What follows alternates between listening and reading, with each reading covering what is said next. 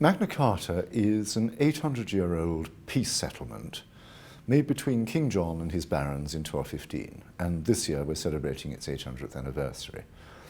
What on earth does this document still have to say to us today? Is it of any relevance at all?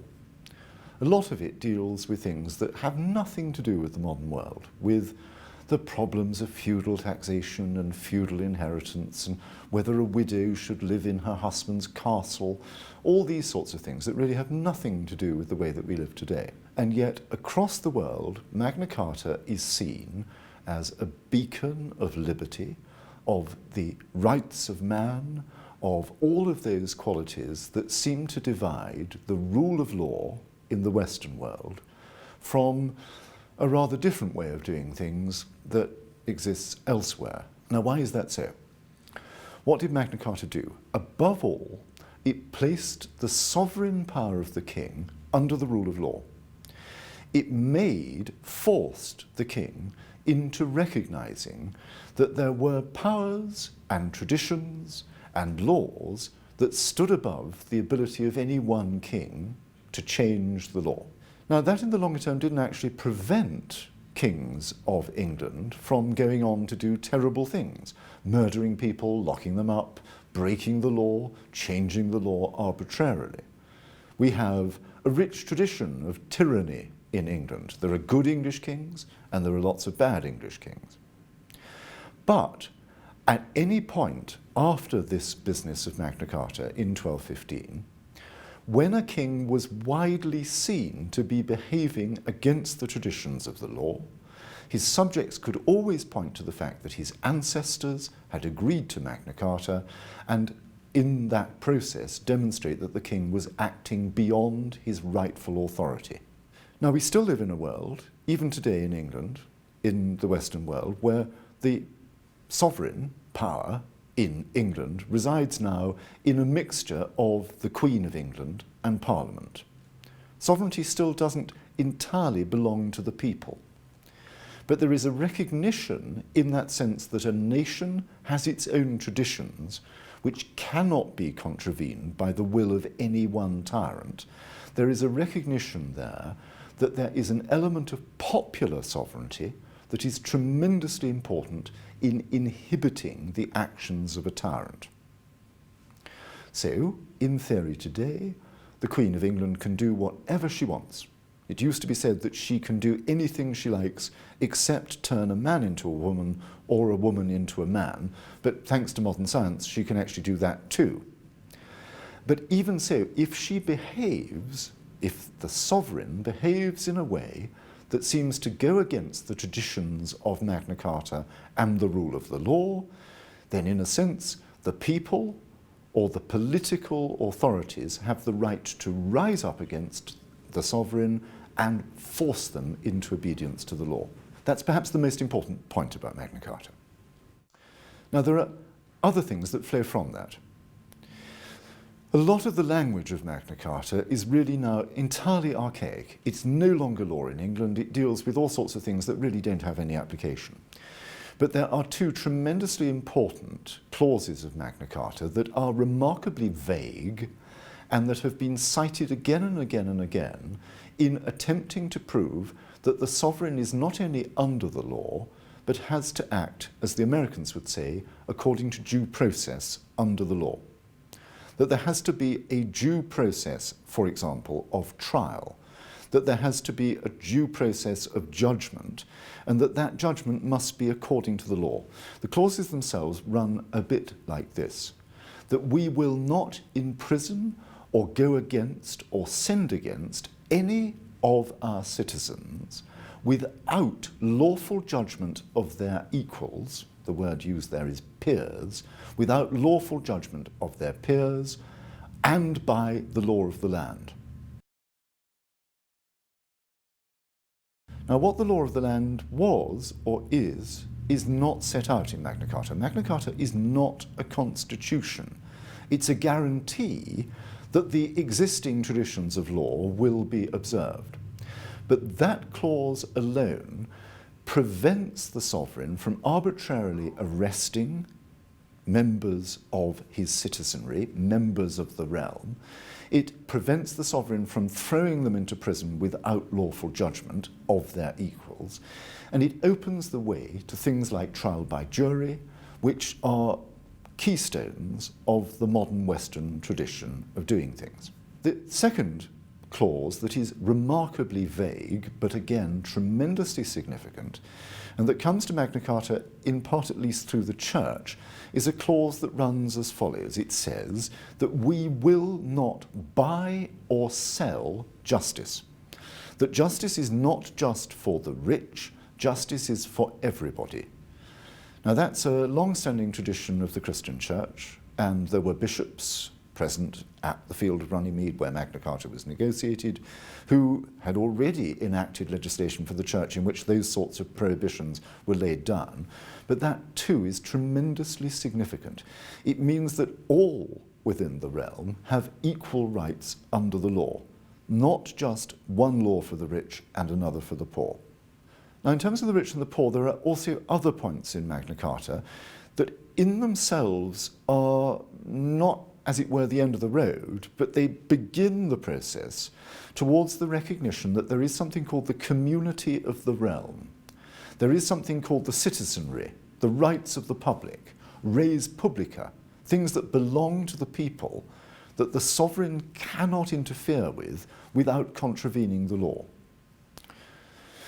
Very famously, there's a clause in Magna Carta that seems to be about navigation, boats sailing on the rivers Thames and Medway. It looks all silly stuff, all silly feudal stuff to do with the circumstances of the 13th century.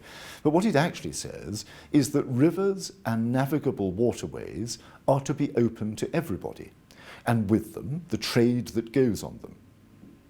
There are clauses in Magna Carta that deal with the right of merchants to come in and out of England. Now, those too can be seen as part of an ongoing war between England and France, all to do with the circumstances of 1215. But in reality, they guarantee a freedom of trade that is tremendously significant if you want to be a westward-looking liberal democracy today.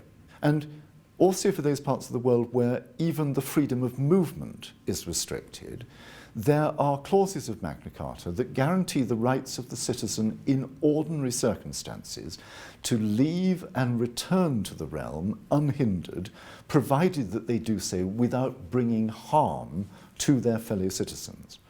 Now that too is tremendously significant in those parts of the world where you can't just get a passport and leave the country if you see fit to do so. So in those ways too, Magna Carta brings us in the direction of the modern idea of democracy. There's one other part of Magna Carta which again doesn't talk about democracy. Democracy isn't once mentioned in this document, but again is tremendously important in what happened afterwards. It says that the king cannot simply tax his people without their consent. Now that, if you like, in the longer term leads to the call by the American colonies that there should be no taxation without representation. And Magna Carta actually takes it even further in 1215. It says not only should the community have the right to say yes or no to taxes, in other words, that taxes must be for the public good, they must be for necessity, not just for the vanity or the richness or the wealth or the greed of any particular ruler. But it says that the circumstances in which that consent is to be sought from the people are very strictly laid down. That the sovereign must summon his subjects to attend him in council, that they must meet in a fixed place, properly summoned, with the opportunity to attend and to say yes or no to whatever the sovereign proposes. Now that's not quite the same as saying that Magna Carta contains Parliament. Parliament isn't mentioned in Magna Carta. Parliament didn't exist for perhaps another 30, 50 years in England in any institutional way. But the idea of Parliament, the idea of the necessity of calling for the consent of your people through their representatives is present in Magna Carta. Now, what else does this document teach us? It teaches us, obviously, that the greed or the will or the wishes of one particular individual should not triumph over the wishes of the majority of the population. That goes without saying. That's a very strong part of the Western tradition. I think also it's very important that it is a peace treaty. It was granted by the free will of the sovereign. King John, the king who granted it, remained the sovereign power. He didn't lose sovereignty as a result of granting this charter. It's granted of his own free will. However, it was granted to make peace, and the recognition, in a sense, that peace is always preferable to war is a very important part of this. Now, Magna Carta actually didn't bring peace. The king probably had no real intention of observing the terms of this charter. It's very easy for rulers of arbitrary authority to make all sorts of promises that they have no intention of keeping. The rule of law is a very subtle thing. The rule of law today, in theory, exists across the world in states that sign up to all sorts of conventions on human rights or the rule of law or due process, where those promises have no real practical implementation in the way that those states are run. The king made all sorts of promises in Magna Carta that he probably had no intention of keeping. He very quickly got the Pope, the highest authority in Christendom, to annul the charter. The king himself repudiated the charter. The barons went to war against him. Now, this in itself is also very important because this is perhaps the first occasion in English history where the barons went to war against the king not for their own selfish gain, but for a political programme. Not to put a particular candidate on the throne, but to fight for a political programme of reform. Now, in the course of that war, the king himself died. He died a year after issuing Magna Carta. He left a 9-year-old boy to succeed him as king, the future King Henry III. Almost from the moment that that boy was crowned king, his councillors decided that the best thing for him to do to win popular support was to reissue Magna Carta, with some of the more extreme clauses of the Charter taken away, but with the basic legal clauses of the Charter still intact. So Magna Carta was reissued by the son of King John, now as a programme of good government on behalf of a future king. In the course of that war, the boy king and his supporters won their battles. They defeated the barons in battle and at war. They had the opportunity at the end of that war in 1217 to do pretty much what they wanted to do. They could have said, we are returning to the bad old ways of the king's father, King John. Things have always been done in that way. Kings are absolute. They can do what they like. But they didn't do that. They instead reissued Magna Carta for, effectively, the third time in 1217. And then they reissued it again when this boy came of age in 1225. And thereafter, Henry III and his son Edward I reissued Magna Carta consistently and frequently whenever there was a constitutional crisis. So that by the end of the 13th century, within 100 years of its issue, the Charter had been issued again and again and again, had been publicly proclaimed, publicly read, distributed far and wide, and universally accepted as a code of law, a code of behaviour against which the sovereign could not act. Now, I think that is all tremendously significant in recognising that the best solution to a war, even a war that you have won, is to a degree to accept that there has to be compromise. That if you insist upon the total humiliation of your enemies and a return to the way that things have always been done, you are simply storing up problems for the future, and sooner or later your enemies are going to seek revenge against you. And Magna Carta, as a symbol of not seeking revenge, actually accepting a degree of compromise, I think has tremendous significance. And then, of course, and very well known, Magna Carta has consistently been reinterpreted down the centuries ever since its issue. In many ways, the document that King John issued, or the document that Henry III reissued, is less important than the myth that accompanied all of that.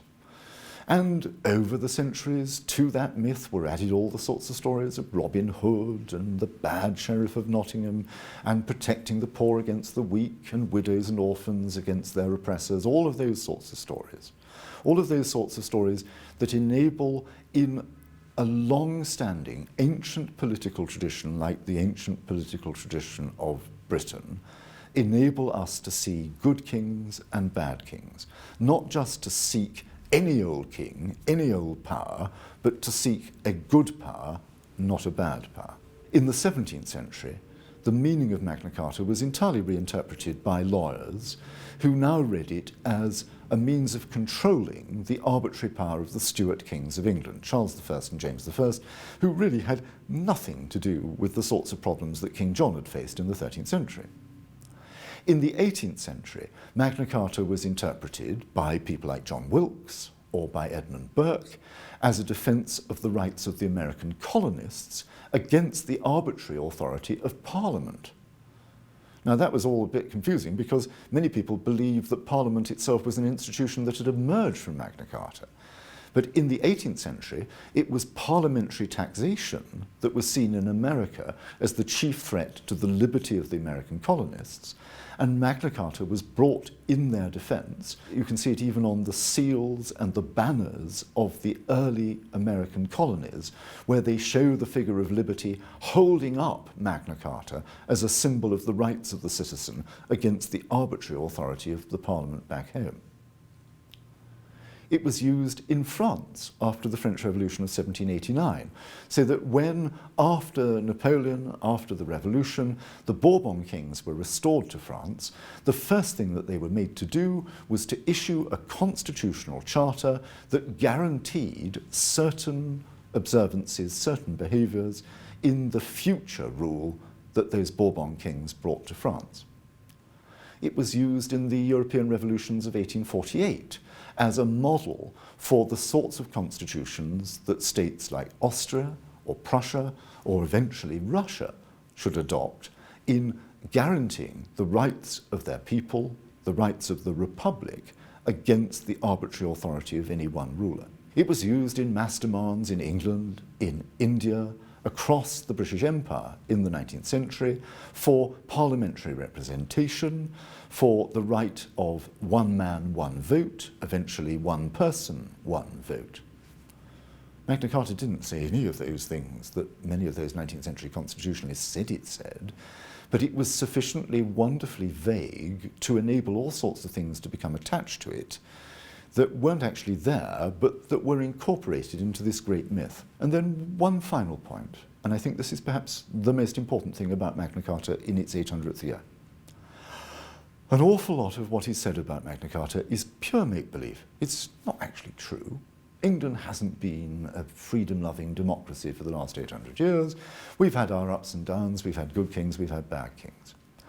But we believe that we are a freedom-loving, free-born people, born to a degree of political liberty, with certain rights guaranteed to us against the arbitrary authority of the state. That we can't just be arrested, we can't just be thrown into jail, we can't just be taxed or cheated arbitrarily by our governors, and that the governors who rule us are themselves accountable under the law. Now, the myths that people tell about themselves alter the way they behave in future. If you believe that you are a people born to conquer, to suppress, to seize the territory of others and hold it for yourself, expel whole populations, seize their resources, and generally comport yourselves like the richest, proudest peacocks in the forest, then you're going to behave in a particular way. Look at Napoleon. Look at the example of Adolf Hitler. If you believe that your role is, on the contrary, to convince other people of the rights of the individual against the state, if you believe that you are free and that therefore others should be free, you will behave in a particular way. You may not behave perfectly, but you will at least have a standard to which you will try to aspire to live up to that will ensure that your behaviour is rather different from that of tyrants. So on that note, I think maybe that's what I think is most important about Magna Carta.